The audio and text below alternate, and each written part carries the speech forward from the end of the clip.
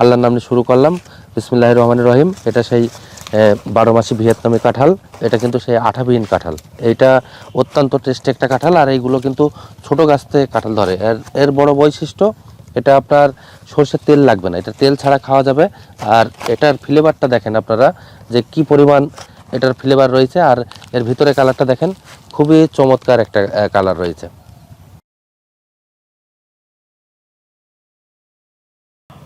প্রচণ্ড শীতের মাঝেও কিন্তু ঘাস ভর্তি কাঁঠাল রয়েছে।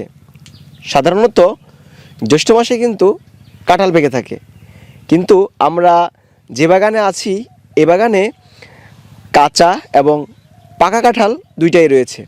আপনাদেরকে ভেঙে অবশ্যই দেখাবো, এবং কাঁঠালের মিষ্টি গন্ধ কিন্তু চারপাশে মুখরিত হয়ে আছে।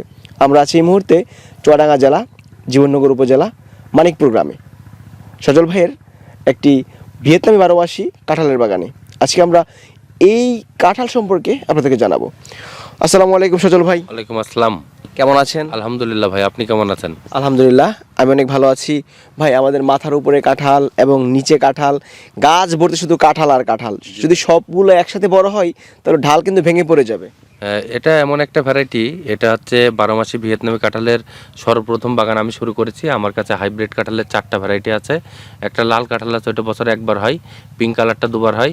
12 মাসি ভিয়েতনামি সবুজটা সবসময় হয়। বারিশ হয় কাঁঠাল আছে, এটাও সবসময় হয়। এটা অত্যন্ত টেস্টি একটা কাঁঠাল। আর এর বড় বৈশিষ্ট্য, কাঁঠাল হচ্ছে আমাদের জাতীয় ফল। আর এই কাঁঠাল খাইতে গেলে সেই গোপে সরষের তেল মাখা লাগবে না। এটা হচ্ছে আঠাবিহীন কাঁঠাল। এটা হচ্ছে হাইব্রিড কাঁঠাল। এটা গাছ লাগানোর 1 বছরের মধ্যে কাঁঠাল ধরে। এটা অত্যন্ত টেস্টি একটা কাঁঠাল। আর এটার বাণিজ্যিক সম্ভাবনা রয়েছে। আর এটা বিশেষ করে এখন কিন্তু শীতকাল, শীতের সময় কিন্তু আপনি বাংলাদেশে কোথাও কিন্তু কোনো জায়গায় কাঁঠাল পাবেন না, কিন্তু আমাদের বাগানে প্রতিটা গাছেই এরকম 150-200 পিস করে কাঁঠাল ধরে আছে। এখানে দেখেন আছে, এই কাঁঠালটা কিন্তু পেকে গেছে, এটা কিছুদিন পরে পাকবে। যে এখানে কিন্তু কয়েকদিন আগে পাকছিল, এটাও অল্প দিনের মধ্যে পাকবে। আবার দেখেন আমার এই হাতের সুদা দেখেন ছোট কাঁঠাল রয়েছে। এটা দেখেন পর্যায়ক্রমে যে এখানে আরেকটা ছোট কাঁঠাল রয়েছে। এই যে এপাশেও কিন্তু ছোট ছোট কাঁঠাল রয়েছে। এটা এমন একটা ভ্যারাইটি, এই গাছ থেকে কাঁঠাল কোনো সময় ফুরাবে না। এটা হচ্ছে হাইব্রিড ভ্যারাইটি। এটা গাছ লাগানোর 1 বছরের মধ্যে কাঁঠাল ধরে। আচ্ছা, আমরা যে গাছের নিচে বসে আছি এই গাছে কতগুলা কাঁঠাল রয়েছে? এই গাছটায় আনুমানিক হাতের নিচে ওপরে, এই যে ওপরে যে পরিমাণ কাঁঠাল আছে, যাতে সব যেতে গোনা যায়, এখানে 200 পিসের ওপরে কাঁঠাল আছে। 200 পিসের উপর? 200 পিসের ওপরে একটা গাছেই? হ্যাঁ। আর এটার বাজার ভ্যালু কিন্তু এখন খুব বেশি। নিঃসন্দেহে এটা তো এখন পাওয়া যাচ্ছে না, যার কারণে বাজার দর একটু বেশি হবে।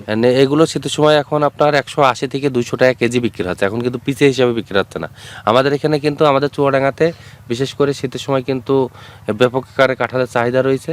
আবার আমাদের সিজনের সময় আমাদের চুয়াডাঙ্গার মানুষ কিন্তু কাঁঠাল কিন্তু খাইতে চায় না। এমন একটা বড় কাঁঠাল দেখা যাচ্ছে 30 টাকা, 40 টাকা, সর্বোচ্চ 50 টাকা বিক্রি করা যায়। কিন্তু এই শীতের সময় যদি একটা 5 কেজি কাঁঠাল হয় 1000 টাকা দাম। অনেক মূল্য রয়েছে। হ্যাঁ, এখন অনেক চাহিদা রয়েছে। আচ্ছা, এটা কত বছরের গাছ? এটা হচ্ছে 11 বছর বয়স। 11 বছর। আচ্ছা, রোপণের কত বছর পরে এমন ফলন আসে? এটা হচ্ছে আপনার রোপণের 1 বছরের মধ্যে কাঁঠাল ধরে। এটা ছোট গাছ থেকে কাঁঠাল ধরে। এটা কি আসলে 12 মাসি কাঁঠাল? হ্যাঁ, আমাদের কাছে হাইব্রিডের 4টা জাত আছে, 4টাই অত্যন্ত হাই ভ্যালু কাঁঠাল।